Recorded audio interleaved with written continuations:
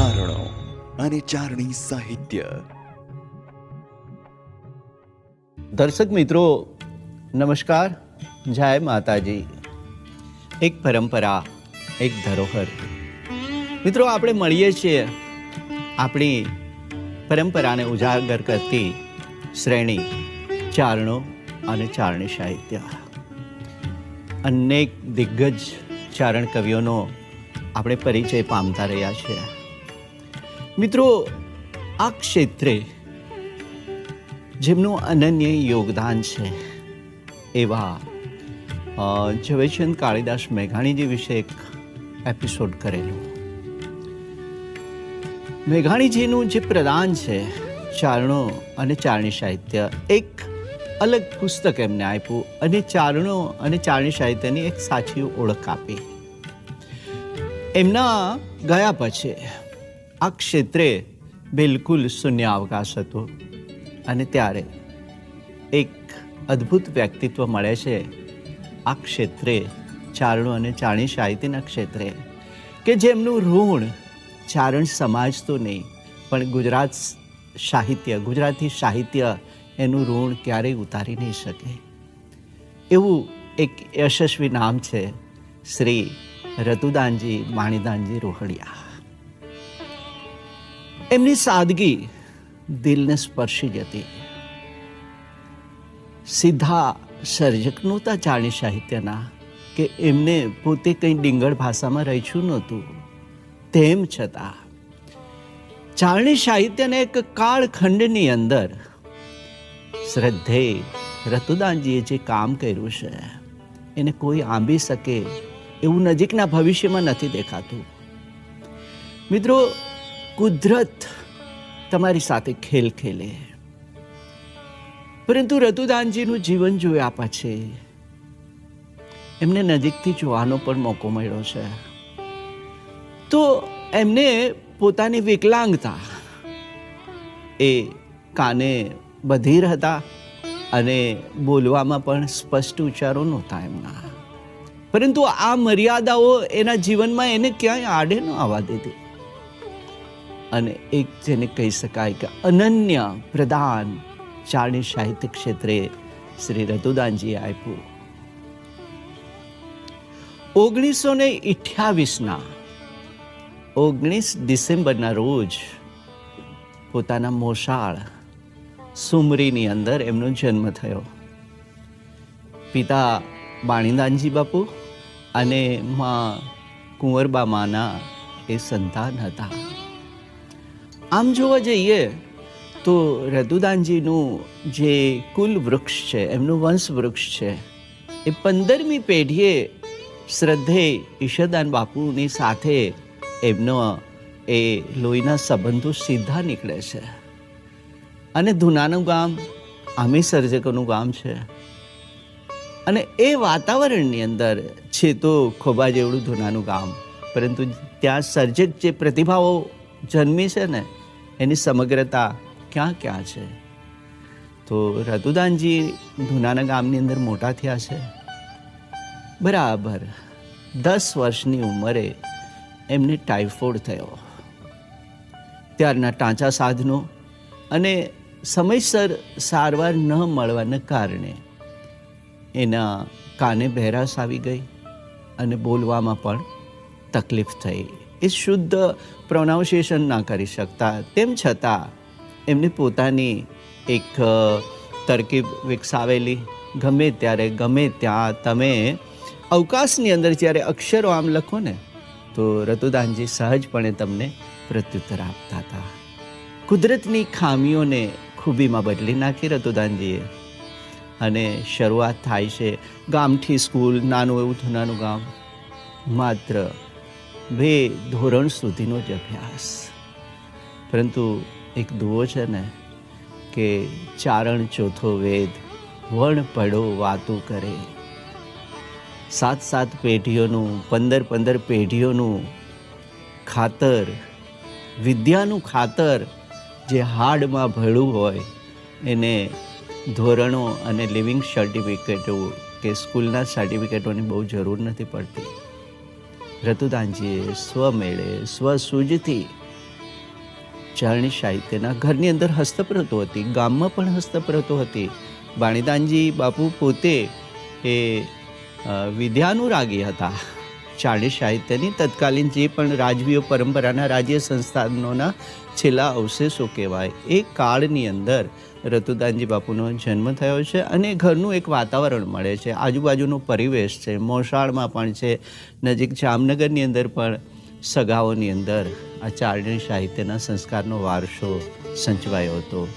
એટલે 2 વર્ષની ઉંમરે 10 વર્ષની ઉંમરે જ્યારે એમને આ ખામી ઈશ્વરે આપી છે તો ત્યાં અટકા નથી અને સ્વમેળે એ અક્ષરો ઉકલતા ગયા. હસ્તપ્રતોના પીળા પડી ગયેલા પાના, જીર્ણ શીર્ણ થયેલી હસ્તપ્રતોને સાચવીને ખૂબ જ ફ્રજાઇલ, હેન્ડલ વિથ કેર એ હસ્તપ્રતોના એક એક પૃષ્ઠોને ઉકેલતા ગયા અને મનોમન નક્કી કર્યું કે મારા જીવનનું ધ્યેય બસ આ જ હશે. સંકલ્પ સિદ્ધ ચારણ હતા રતુદાનજી અને એના સંકલ્પની અંદર એ સાંગો પાંગ ઉતરાતા. મિત્રો, આજે જ્યારે શ્રી રતુદાનજીની આ વાત કરીએ છીએ ત્યારે એક કાળખંડ પછી સમગ્ર ડિંગળ સાહિત્ય વેર વિખેર અસ્ત વ્યસ્ત વિખરાઈ ચૂક્યું હતું. કારણ કે જે સીધા રાજવીઓના રાજવંશો હતા એ પછી અંગ્રેજો આવે છે. અંગ્રેજીયત આવી ચૂકી હતી રોયલ ફેમિલીની અંદર, એટલે એમને રાજકવિના વિરુદ્ધ રાખ્યા છે. પણ એ રાજકવિઓની રચનામાં એને એટલો રસ નહોતો દાખ્યો. એક પરંપરા મુજબ એક રાજકવિ હોવા એ એમનો માન મોભો મર્તબો જે કાંઈ હોય તે, પરંતુ એમનો અભ્યાસ કોન્વેન્ટમાં, ફોરેનમાં કે રાજકુમાર કોલેજ રાજકોટ ખાતે થતો હતો. એટલે અંગ્રેજીયત ઇંગ્લિશ સંસ્કાર આવી ચૂક્યો હતો. તો જેના આશ્રયે આ ચારણી સાહિત્યના સર્જકો હતા. ડિંગળ ભાષાના પરિવેશની અંદર જે રચનાઓ રચાતી હતી એ સર્જકોને સાંભળનાર વર્ગ નહોતો. મધ્યયુગની જે માંગ હતી અને એ કાળે જે રચનાઓ આવી એ કાળની અંદર ધીરે ધીરે ઓટ આવતી ગઈ. એટલે આ સમયગાળાની દરમિયાન એક જે હસ્તપ્રંતોના ભંડાર હતા, મેઘાણીજી લખે છે ઠારણ બાપુ વિશે કે એમના ઓરડાઓ ભરેલા છે હસ્તપ્રતોથી. આટલો આ વારસો જ્યારે કાળની ઉધઈઓ ખાવા માંડી એને, જ્યારે માનવ સર્જિત આપદા અને ક્યાંક કુદરતી ભેજ, વરસાદ, ધૂળ, ગરમીના કારણે આ હસ્તપ્રતોનો નાશ થવા લાગ્યો. બાળ વયે રતુદાનજીએ આ વાતને પારખી લીધેલી અને મનોમન એને સંકલ્પ કરેલો કે જો માતાજી મને બળ આપશે ને, મારી ખામીઓ છે, મારી મર્યાદાઓ છે, પણ એ મર્યાદાઓને હું આડે આવવા નહીં દઉં.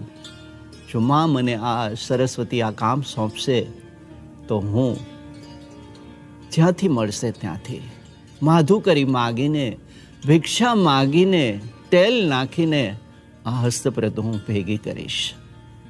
આ સંકલ્પ સિદ્ધ ચારણનો સંકલ્પ હતો.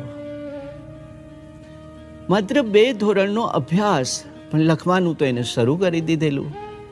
તત્કાલીન જે કંઈ ચારણી સાહિત્યના ચારણ જ્ઞાતિના મુખપત્રો આવતા હતા, અમદાવાદથી પબ્લિશ થતા હતા, સ્થાનિક રાજકોટમાંથી જે છાપાઓ આવતા હતા, પરમાર્થ નામનું એક ધાર્મિક મેગેઝિન આવતું હતું, આ બધામાં રતુદાનજી આધુનિક ગુજરાતીમાં લખતા થઈ ચૂક્યા હતા. પરંતુ એમના જીવનનું ધ્યેય મળે છે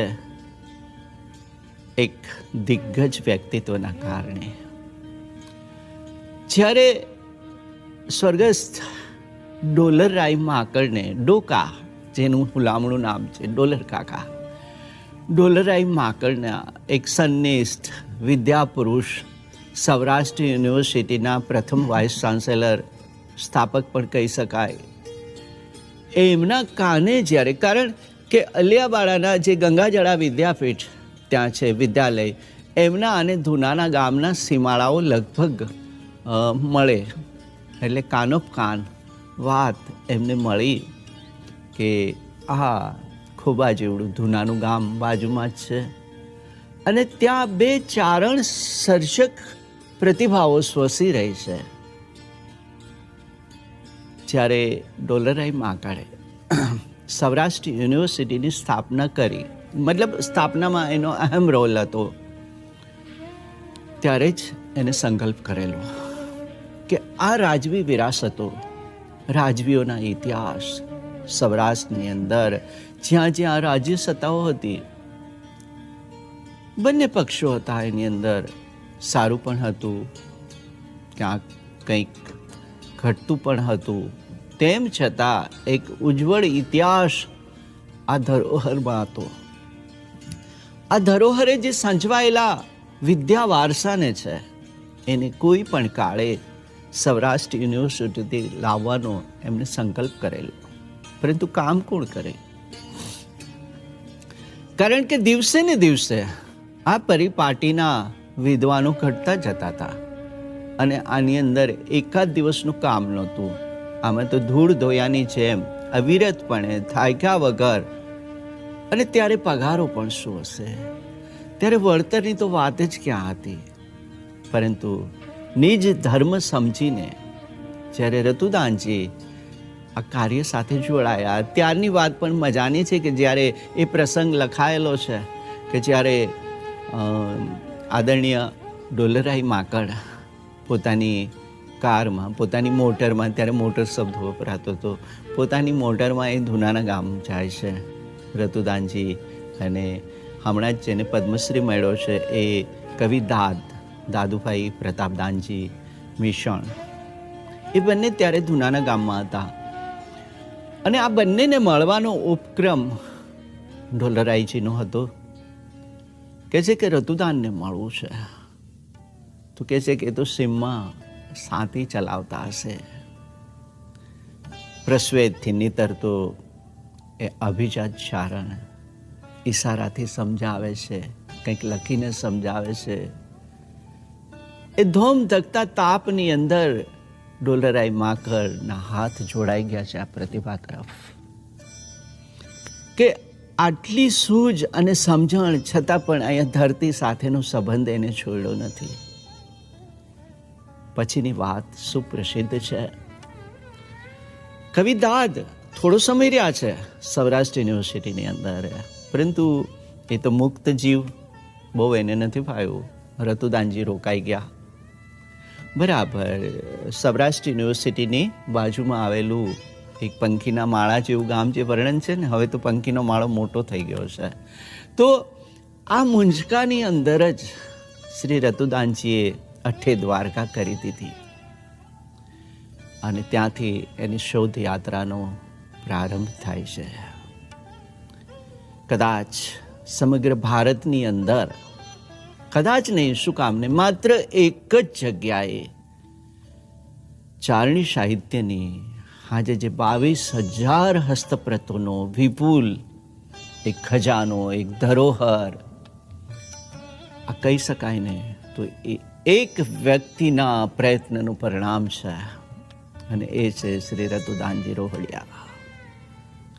લોકોએ સહજતાથી આપી દીધી હશે હસ્તપ્રતો, એના સમયે ગયા હશે.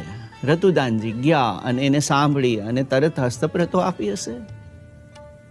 એક ગર્વિષ્ઠ સમાજ છે ચારણો, એમને પોતાના કોમ્પ્લેક્સ છે, પોતાની એક માન્યતાઓ છે, પોતાના પૂર્વજોનો વારસો છે. આટલી સહજતાથી કોઈ નહીં આપ્યું હોય.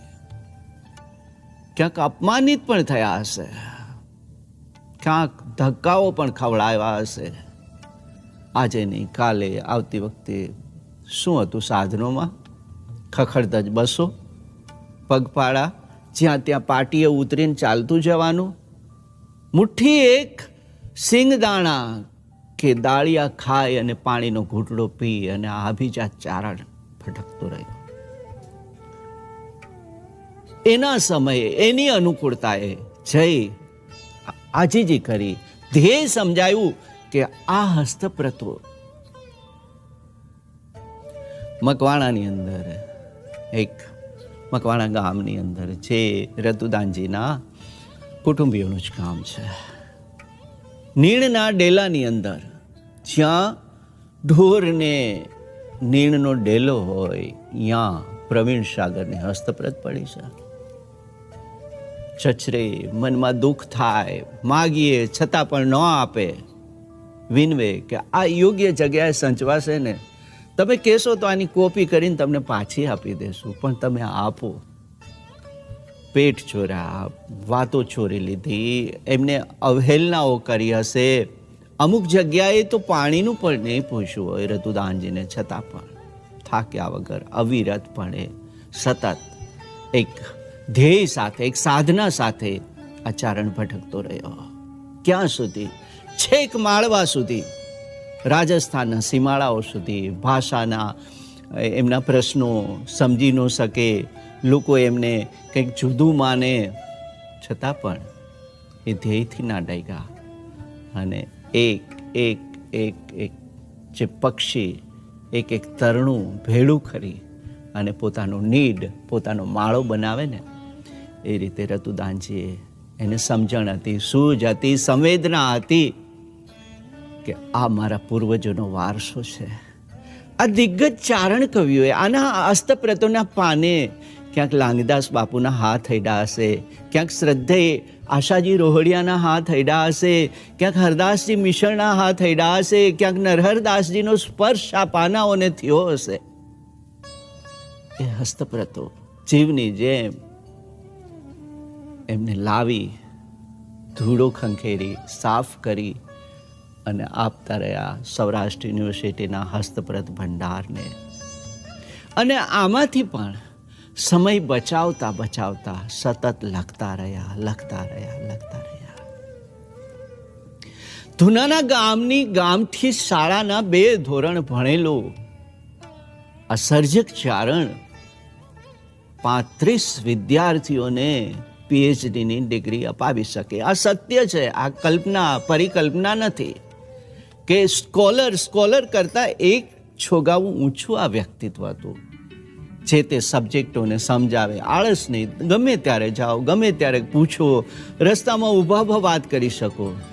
જો આટલા વિદ્યાના આસને કોઈ બેઠવું હોય ને, એપોઇન્ટમેન્ટ લેવી પડે. પરંતુ આ તો હરતી ફરતી યુનિવર્સિટી, વિશ્વવિદ્યાલય જેવું વ્યક્તિત્વ. સાક્ષી છીએ અમે એ ઘટનાના કે ગુજરાતના જેને તીર્થ કહી શકાય એવા શ્રદ્ધેય કે શાસ્ત્રીજી રતુદાનજીને ત્યાં આવે, રોકાય, ચર્ચાઓ કરે. સામાન્ય એક ક્ષણના કોથળા ઉપર આસન લગાવીને આ 2 સર્જકો, સમય થંભી જતો હતો એમની વાતો સાંભળવા. સહજતાથી, સરળતાથી. રતુદાનજીની ઊંચાઈ એ કોઈ સર્ટિફિકેટ નથી, એ કોઈ પ્રમાણપત્ર નથી, પરંતુ મેઘાણી બાપુને જ્યારે એમના એ 75મું વર્ષ ઉજવાતું હતું ત્યારે એ પત્ર વાંચેલો છે અમે.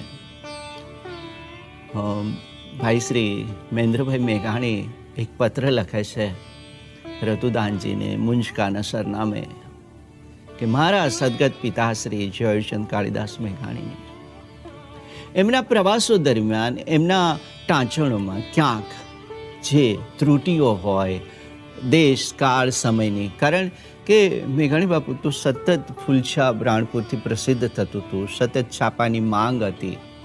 ક્યાંક ગયા હોય, ક્યાંક પેન ન હોય, પેન્સિલ ન હોય, કાનોપકાન વાત સાંભળી હોય, એટલે સમયની એક માંગ મુજબ ક્યાંક કંઈક ચૂકાઈ ગયું હોય, સ્વાભાવિક છે.